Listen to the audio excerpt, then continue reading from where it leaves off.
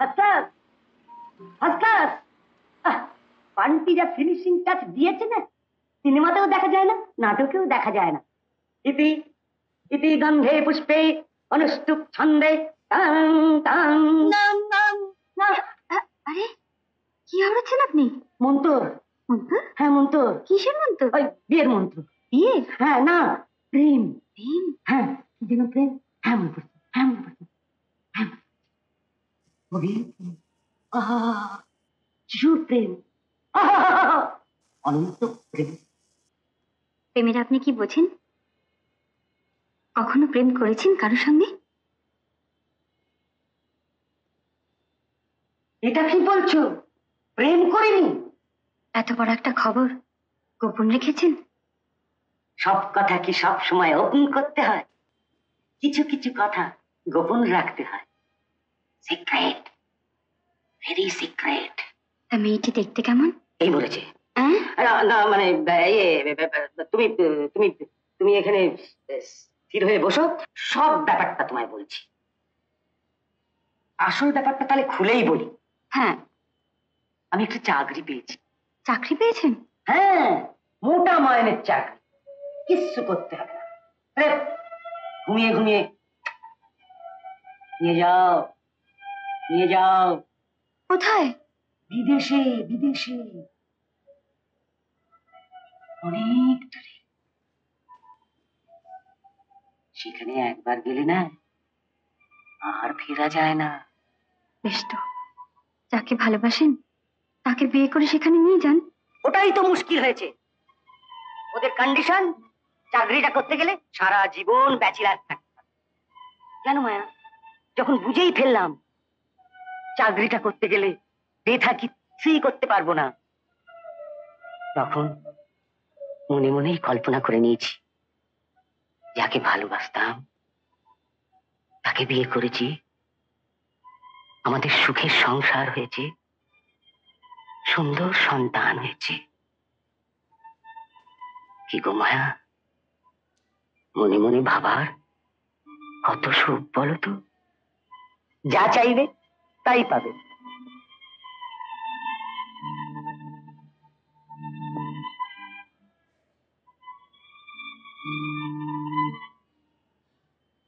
চাকরিটা না করলেই নয়। আর এখন যদি চাকরিটা করতে না যাই না, ওপরওয়ালার কর্তারা হাতে হাত করে দিয়ে নিয়ে যাবে।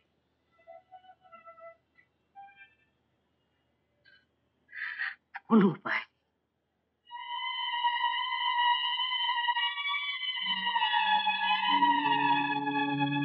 আচ্ছা স্যার, অমরের তো ব্লাড ট্রান্সফিউশনের সময় হয়ে গেছে, তো কবে নিয়ে যাবো স্যার?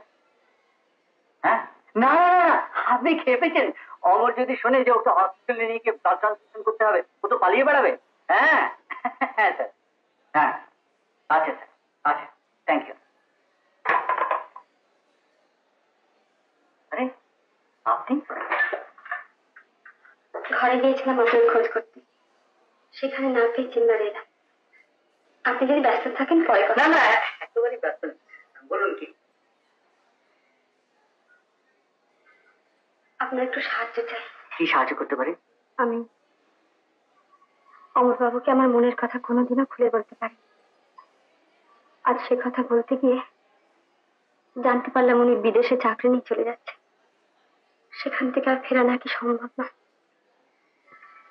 কথাটা সত্যি কিনা তাই জানতে এসেছি। আসল সত্যটা জানতে পারলে মনে খুব কষ্ট পাবে, তাই জানাতে চাই না। না, আমি সব কথা জানতে চাই। বলুন, বলুন আমাকে। He is attacked with severe blood cancer. যে রোগে মানুষ কোনোদিনই বাঁচে না। কি বলছেন আপনি?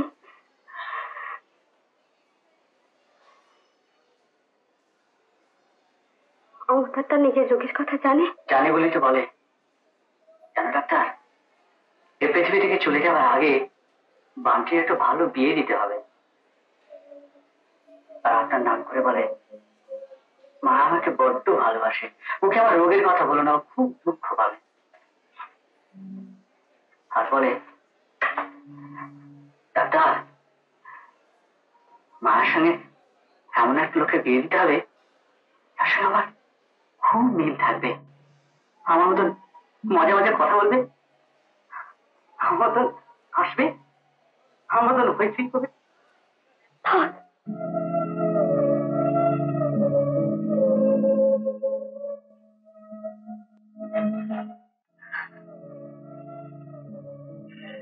বাবা, জানি মা, তুই কেন এত ভেঙে পড়েছিস।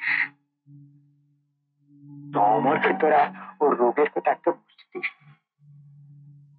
মা। যদি তুই অমরকে সত্যি ভালোবেসে থাকিস, তাহলে যে কটা দিন ও আছে ওর জীবনটা আনন্দে ভরিয়ে রাখ। আপনাকে তাহলে 50% পেমেন্ট করলাম, আর বাকিটা কবে পেমেন্ট করবো বলে। আপনাদের ফাংশন তো 18 মার্চ। হ্যাঁ, এখনো 25 দিন মতন বাকি। আমাকে বোধহয় 2-1 দিনের মধ্যে একটু বম্বে যেতে হবে, ওখানে একটা রেকর্ডিং আছে। রেকর্ডিংটা সেরে বাবা মার সঙ্গে 2-1 দিন থেকে তারপর ফিরে আসছি। তাহলে আপনার সেক্রেটারিকে ফোন করে জেনে নেবো কবে আপনি ফিরছেন। এখানে আমার কোনো সেক্রেটারি নেই, আমাদের বাড়ির পুরনো লোক নিতাইদা, উনি সবকিছু দেখাশোনা করেন। আপনি বরং নিতাইদার সঙ্গে যোগাযোগ করে নেবেন। আচ্ছা, তাহলে উঠি। আচ্ছা, শুনুন, কি যেন কথা একটা আপনাকে বলবো ভাবছিলাম। ও হ্যাঁ, মনে পড়েছে, সেদিন ফাংশনে একটি নতুন ছেলের গান শুনলাম, ভারী মিষ্টি গলা। আমার মনে হয় ছেলেটি ঠিক মতন সুযোগ সুবিধে পেলে মস্ত বড় গাইয়ে হতে পারবে। আপনাদের ফাংশনে যদি একটা চান্স দেন, না মানে আপনাদের যদি কোনো আপত্তি বা অসুবিধে না থাকে। আপনি যেখানে রেকমেন্ড করছেন সেখানে আমাদের অসুবিধা কি থাকতে পারে? তাহলে ছেলেটার নাম আর বাড়ির অ্যাড্রেসটা একটু দিয়ে দিন। হ্যাঁ, নামটা শঙ্কর, শঙ্কর পাল। আচ্ছা, অ্যাড্রেসটা ঠিক জানি না, দাঁড়ান এক মিনিট, ডায়েরিটা দেখে বলছি। বসুন। হ্যাঁ, হরিশ পার্ক। আচ্ছা ভাই, বলতে পারেন ওই শঙ্কর পাল গান করে, তার বাড়িটা কোথায়? আপনি শঙ্করের বাড়ি যাবেন? ফিরে আসতে পারবেন তো? কেন, কি হয়েছে? আগে বলুন তো, কিসের জন্য আসছেন? একটা ফাংশনের জন্য এসেছিলাম। সেই জন্যই তো বলছি, একটু আগে একটা ফাংশন পার্টি মাত্র ছেড়ে ফিরে গেল। কেন বলুন তো? আর ওদের বাড়ির কথা বলবেন না, পাড়ায় করে ভিড়ি পড়ে গেছে। বন্টি বলে একটা মাস্তান মেয়ে শঙ্করের লাইফে হেল্প করে দিল। হ্যাঁ, খবর নিয়ে জানলাম কোন একটা মাস্তান ওর জীবনটাকে নষ্ট করে দিচ্ছে। হ্যাঁ হ্যাঁ, সেদিন ফাংশনে আমিও শার্ট প্যান্ট পরে একটা মেয়েকে ঘোরাফেরা করতে দেখছিলাম। যাক, আপনি আর কি করবেন, তাহলে আপনার সঙ্গে এই কথাই রইল। আচ্ছা,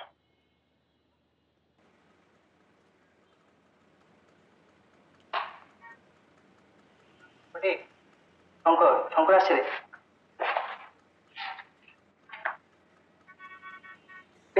তুই বস, আমি আসছি। আরে শঙ্কর না? আরে তোমার নাম তো শঙ্কর? হ্যাঁ, আমাকে তুমি চিনতে পারবে না, আমি ওই পাড়াতেই থাকি। আমার নাম কেষ্টা। ঠাকুর, সেদিনকে ফাংশনে যা গান করেছে না, সবাইকে মানে পাগলা করে দিয়েছে। আমার গান আপনার ভালো লেগেছে? ভালো লেগেছিল মানে ইচ্ছে হচ্ছিল স্টেজের উপর লাফিয়ে উঠে তোমার পা দুটোকে করতে। চলো গুরু, দুটো কোল্ড ড্রিঙ্কস খাওয়া যাক। আরে এসো এসো এসো এসো এসো, রবিদা, দুটো কোল্ড ড্রিঙ্কস খাও তো।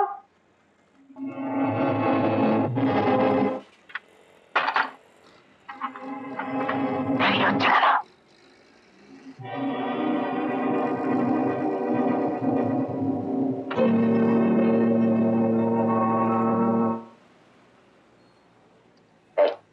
কেন?